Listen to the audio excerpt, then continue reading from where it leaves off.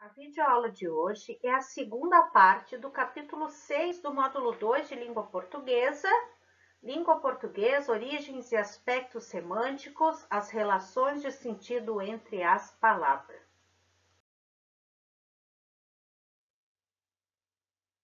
Relembrando o conceito de semântica, é o estudo da significação das palavras.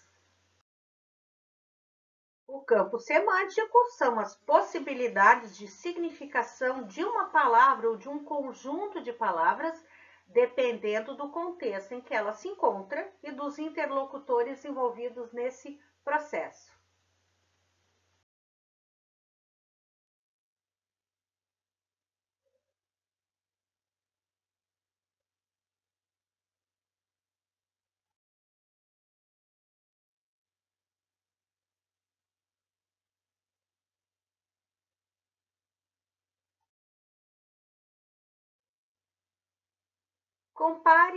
Compare esses trechos do texto. Lá se vão de uma terra a outra, de um a outro continente, daquela terra que em breve o acolheria. Observe que a palavra terra apresenta sentidos diferentes nos dois trechos. Lá se vão de uma terra a outra, de um a outro continente. Lá se vão de um território ou de uma região, fazendo referência no primeiro trecho. E daquela terra, ou seja, e daquele local que em breve o acolheria. Apesar disso, há um sentido da palavra que se aplica às duas situações, que terra é a parte sólida da superfície do globo terrestre.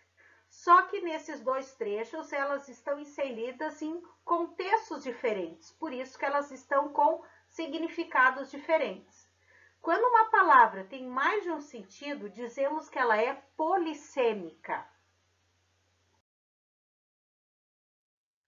Quando um único significante possui dois significados. Lembre-se que a gente aprendeu lá no início das aulas presenciais.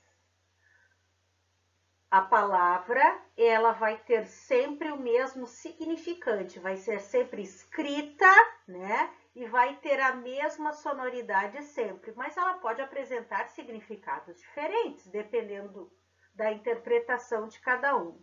Neste caso aqui, quando um significante possui dois ou mais significados, cada um deles pertence a um campo semântico diferente, de um significado, de um contexto diferente. E essa característica da língua é chamada de polissemia. Vamos agora compreender o sentido da palavra linha de acordo com o contexto em que está inserido. Linha é o significante. Vou sempre escrevê-la da mesma forma e sempre terá a mesma sonoridade. Pode ser a linha do trem, a linha de costura, a linha do cabo telefônico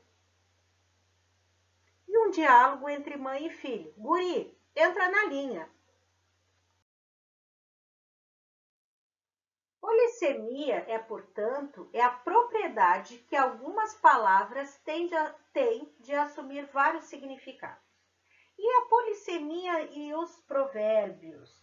Os provérbios são textos oriundos da tradição oral, representando valores, crenças e aspectos moralizantes de uma comunidade, por exemplo.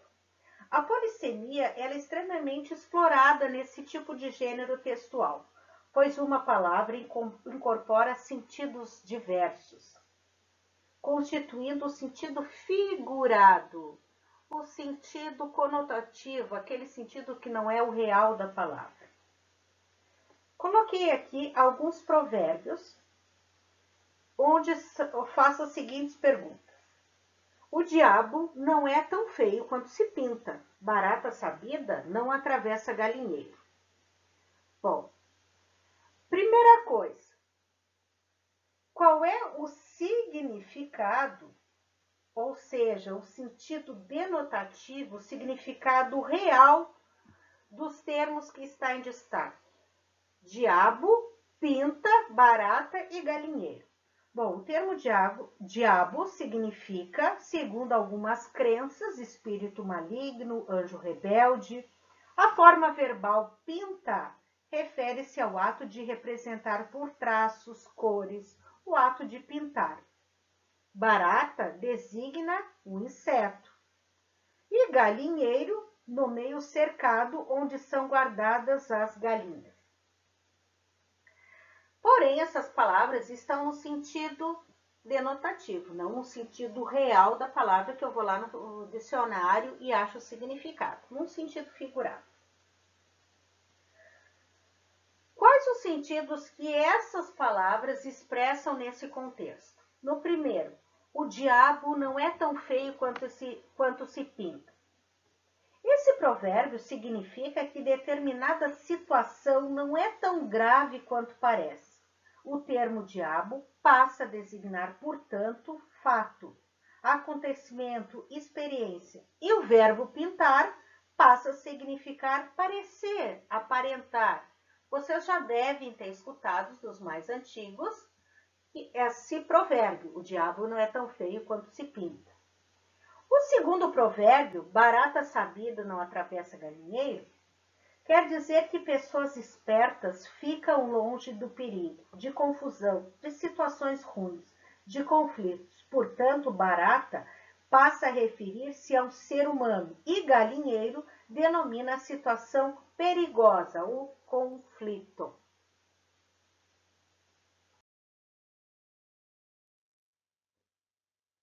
E o que é a homonímia? Ocorre quando duas ou mais palavras apresentam a mesma sonoridade, ou seja, o mesmo som, e ou a mesma grafia, ou seja, a mesma forma de escrita, mas com significados diferentes.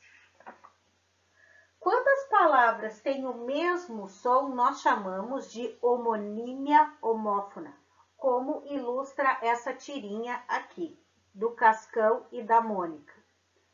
Quando as palavras têm a mesma grafia, mas assumem dois ou mais significados, chamamos de homonímia homógrafa. Por exemplo, o ele como letra do alfabeto e o ele como pronome pessoal. Nós aprendemos ao longo de todo o ensino fundamental, estamos vendo agora no ensino médio, que sinônimos são as palavras de significados aproximados que, quando aplicadas, não alteram o sentido da oração. Sua utilização varia de acordo com o contexto em que são empregados e com alguns critérios que precisam ser observados. Por exemplo, a escolha entre dois sinônimos acaba, na realidade, dependendo de vários fatores. Em discursos mais técnicos, as diferenças de sentido entre palavras sinônimas podem ter grande importância. Na linguagem cotidiana, nós usamos as palavras furto e roubo, por exemplo, significando a mesma coisa. Já na linguagem jurídica, roubo se aplica à situação em que a vítima sofre também algum tipo de violência. E a sinonímia é a semelhança de sentido em que uma palavra tem com a outra, podendo substituí-la em situações específicas, como, por exemplo, gripe e resfriado. São palavras utilizadas em distinção de sentido pela população em geral. São palavras utilizadas, sem distinção de sentido pela população em geral, mas os médicos estabelecem diferenças entre gripe e resfriado. Nós sabemos que antônimas são palavras ou expressões com sentidos contrários. Portanto, antonímia é a oposição de sentido que uma palavra tem em relação à outra. Pode ser oposição por reciprocidade, como cair e levantar, dormir e acordar, oposição por contradição, a oposição por excelência, alto e baixo, gordo e magro, velho e novo, oposição por complementaridade, o chão não está seco e o chão está molhado, uma implica a outra, se o chão não está seco é porque está molhado. Também no caso dos antônimos, os sentidos podem depender do contexto em que os termos estão sendo utilizados.